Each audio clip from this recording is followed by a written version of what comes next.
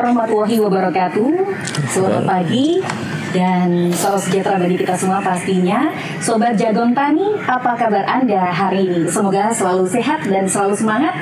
Dan bersama saya Osa Adnan, kita akan mengikuti bersama perbincangan bersama EMCL.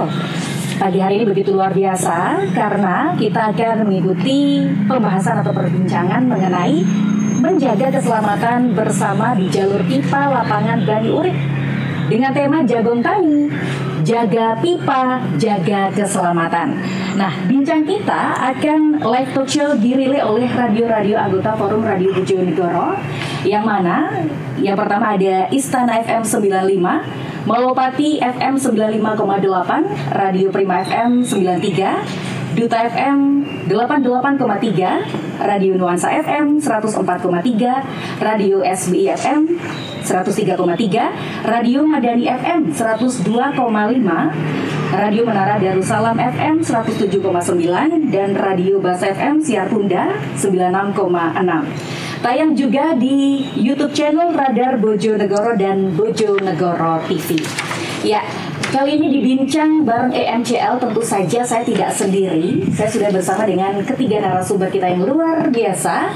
Di kesempatan hari ini kita sudah mengundang beliau. Yang pertama adalah Mas Beta Wicaksono selaku External Affairs Manager Exxon Mobil Cepu Limited. Selamat pagi Mas Beta. Selamat pagi Mbak Usa. Apa kabarnya pagi hari ini? Sehat.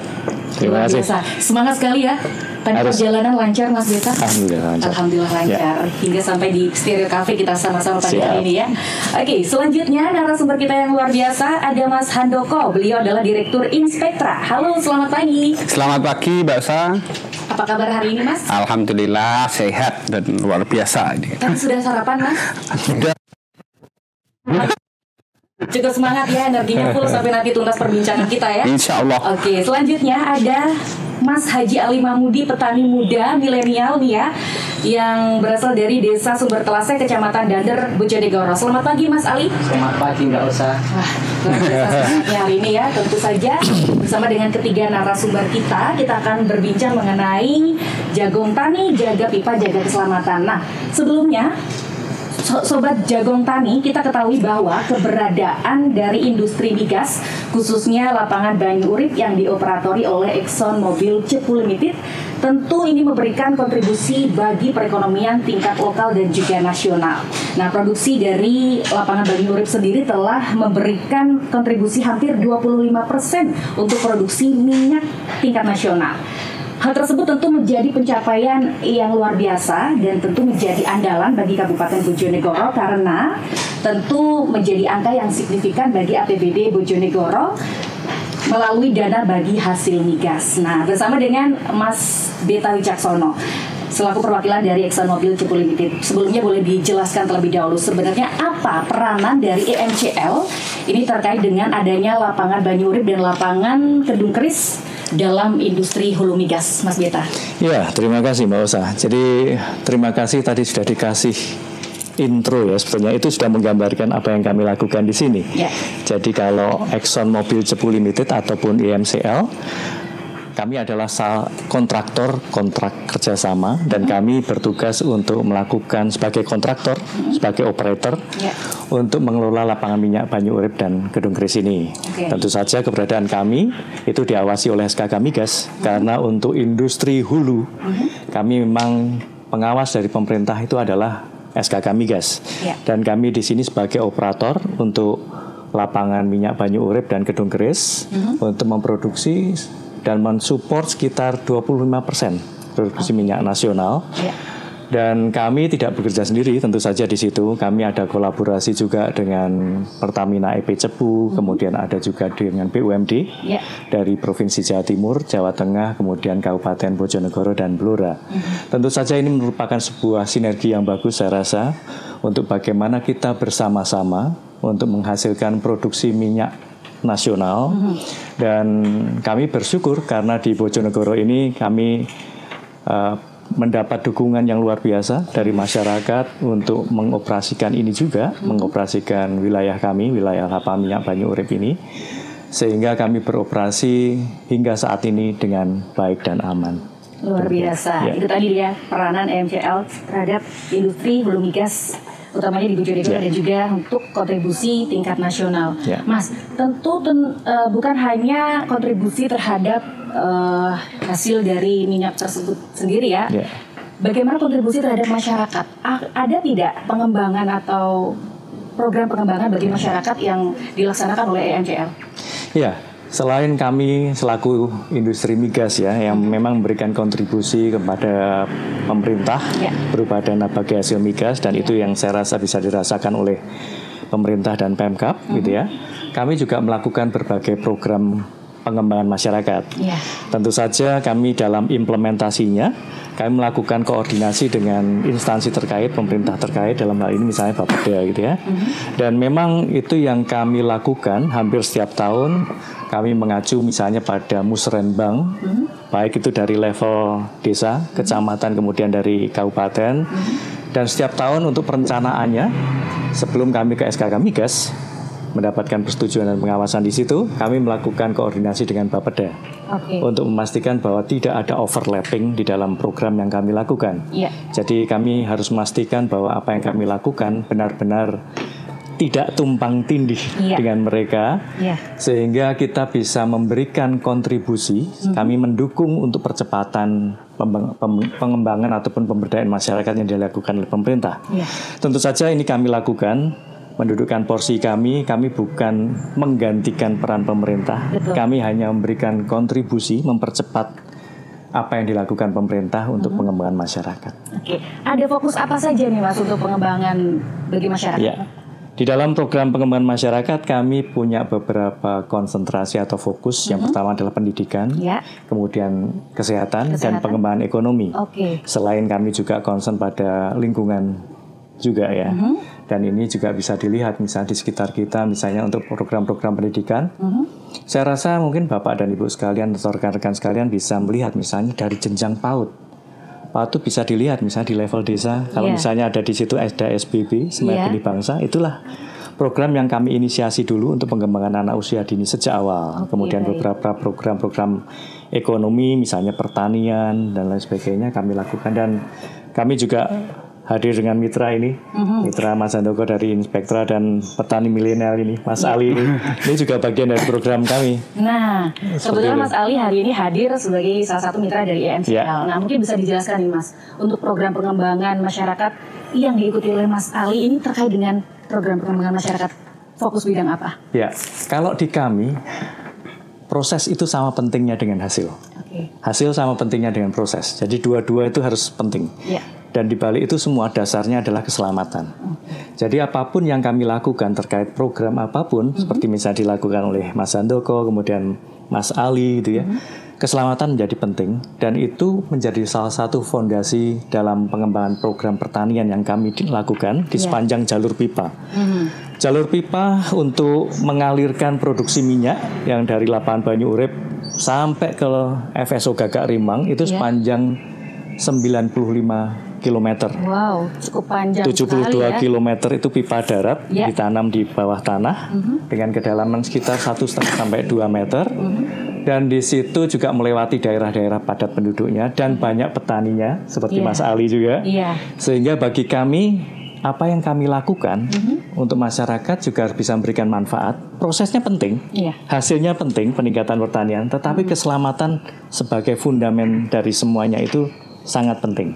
Jadi kami memastikan melalui Mas Handoko bahwa program yang kami lakukan di situ terkait pengembangan pertanian di sepanjang jalur pipa yang dilakukan oleh Mas Ali dan kawan-kawan yang lainnya, mungkin nanti bisa ceritakan ada lebih dari 1.000-an petani yang ada di situ ya. Nah, ini sebutannya program Jagong Tani itu Jagong Tani, betul.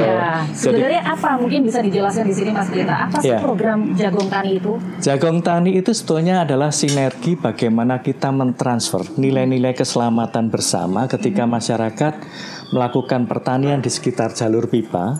Harapannya mereka juga harus melakukannya dengan baik dan aman. Aman untuk mereka, untuk petani, aman untuk masyarakat, pemerintah, karena kalau misalnya terjadi sesuatu bahaya, itu juga akan berpengaruh terhadap pendapatan negara, dan juga aman terhadap operasi. Jadi aman untuk bersama. Jadi biar masyarakat misalnya melakukan pertanian padi di situ. apa saja yang boleh dilakukan.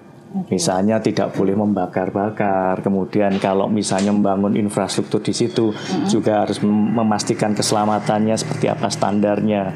Nah itu yang kami transfer. Jadi yang kami lakukan adalah kami melakukan program pengembangan pertanian, kemudian kami juga melakukan edukasi dan sosialisasi terhadap keselamatan di jalur pipa tersebut, supaya para petani bisa melakukan aktivitas kesehariannya, programnya dengan baik dan selamat.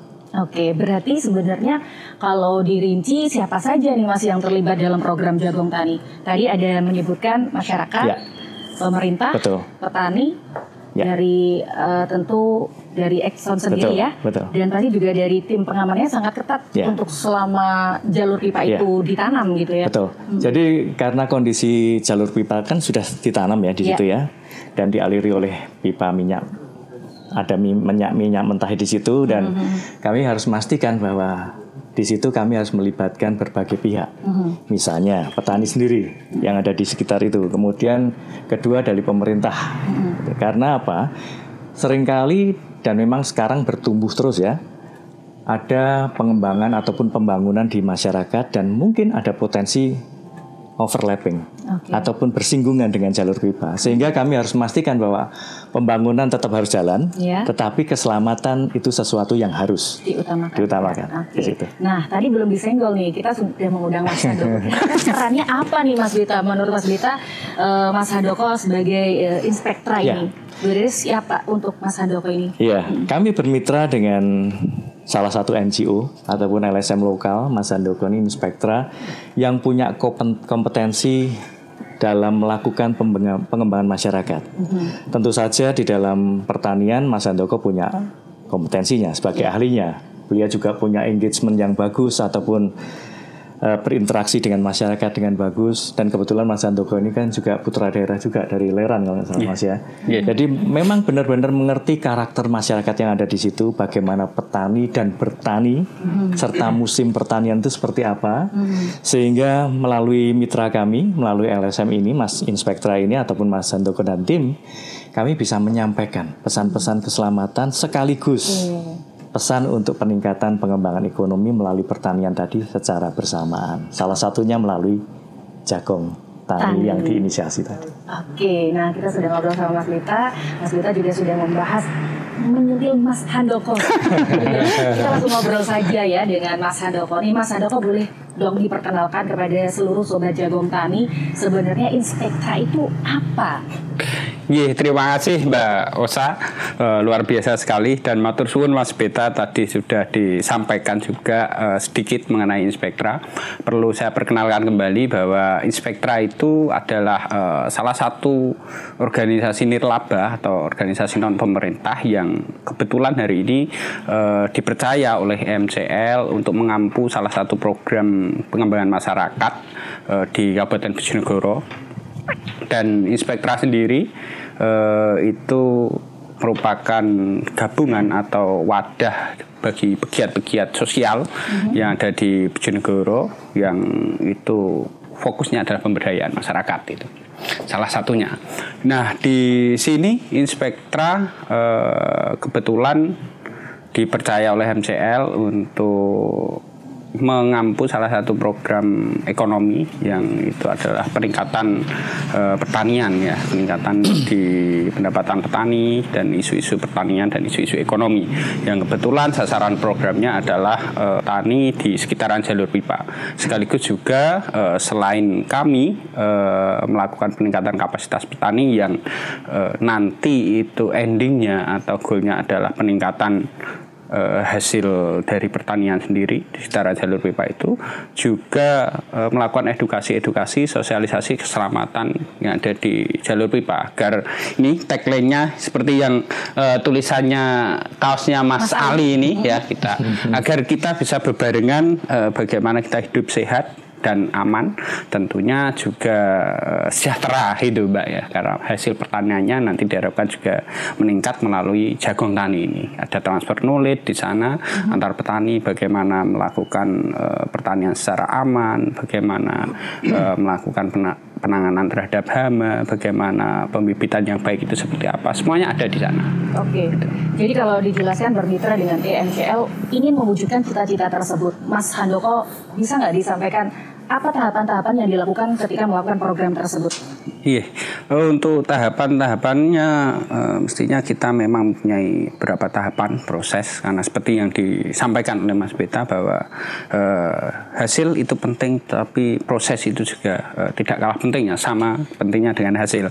Jadi salah satu tahapan-tahapan yang kita lakukan tentunya adalah komunikasi dan koordinasi dengan semua stakeholder agar semua stakeholder mempunyai pemahaman yang sama, mempunyai frame yang sama bagi pengembangan masyarakat, peningkatan kesejahteraan masyarakat, terutama petani di sekitaran jalur pipa itu, dan juga bagaimana melakukan atau menjaga keselamatan dan keamanan di jalur pipa, karena dari beberapa stakeholder ada pemerintah, ada petani yang semuanya berpotensi bersinggungan dengan jalur pipa, dengan pemerintah, dengan tadi yang disampaikan Mas Beta, dengan geliat pembangunan yang luar biasa di Bojonegoro, tidak menutup kemungkinan ada pembangunan yang itu bersinggungan dengan jalur pipa. Nah, di sana kita mengkomunikasikan, menjembatani agar semuanya itu tersinkron, perencanaan pembangunan dan perencanaan kegiatan yang dilakukan oleh pemerintah maupun dilakukan oleh BUMN atau swasta, perusahaan-perusahaan itu tersinkronisasi dengan baik dan adaptif terhadap pedoman keselamatan di jalur pipa. Itu bahasa kurang lebihnya. Oke, tentu ketika melakukan tahapan-tahapan tersebut dari anggota Inspektra sangat sudah masif dan juga terstruktur ya. Kira-kira dari anggota Inspektra sendiri terdiri dari siapa saja sih, Mas? Kalau anggota dari Inspektra yang ada di lapangan, kita memprioritaskan bahwa pendamping-pendamping kita yang ada di lapangan itu memang berasal dari masyarakat lokal. Sehingga pemahaman terhadap komunitas, pengembangan komunitas itu semuanya bisa dengan mudah karena mereka tahu adat istiadat mereka itu seperti apa, sehingga bisa komunikasinya bisa berjalan dengan baik gitu. Baik. Kalau tadi sudah disampaikan terdiri dari masyarakat lokal, dari anggota Inspektra sendiri. Ketika melakukan sosialisasi kepada masyarakat, bagaimana respon dari masyarakat sendiri terhadap program ini, Mas? Oke, alhamdulillah responnya juga luar biasa. Masyarakat menyambut baik, intinya menyambut baik dengan kegiatan yang dilakukan oleh MCL untuk peningkatan hasil panen, peningkatan pertanian yang ada di jalur pipa, sekaligus menjaga keselamatan dan keamanan di jalur pipa ini. Dan tentunya itu juga tak lepas dari dukungan MCL yang luar biasa dan juga masyarakat, semua stakeholder, semuanya komunikasi yang baik, dan juga terus terang saja kita diuntungkan karena memang semua anggota kita itu adalah masyarakat lokal, berdasarkan mereka mengerti bagaimana keseharian petani penggarap itu seperti apa, petani-petani di sekitar jalur pipa itu seperti apa, sehingga untuk masuk ke sana untuk berkomunikasi itu kita tidak perlu untuk memperkenalkan diri lebih jauh, tapi sudah enak hidupnya, Mbak. Usah itu. Termasuk pasti Mas Handoko juga melakukan pendekatan dengan Mas Ali Mahmudi. Nanti kita akan bercerita, ngobrol-ngobrol dengan Mas Ali Mahmudi dan Mas Bita kembali. Namun kita akan break sejenak. Kita akan jeda dan kita akan kembali di segmen selanjutnya masih bersama dengan saya dan juga ketiga narasumber kita luar biasa di Bincang Bareng EMCL.